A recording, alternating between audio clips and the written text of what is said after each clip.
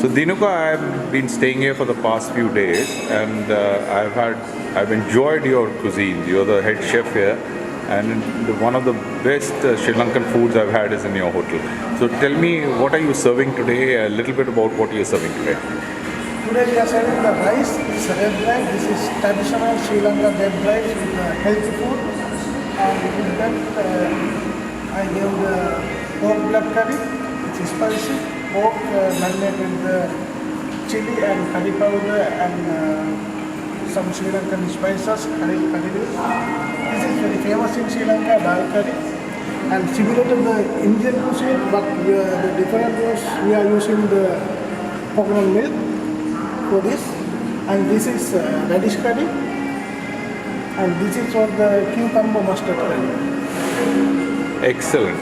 very, very tasty. I've just tried the pork and I can assure you, you make the best pork. And I've also tried your barbecue chicken, which is also awesome. So congratulations and keep up the good work. Thank you, Dinuka.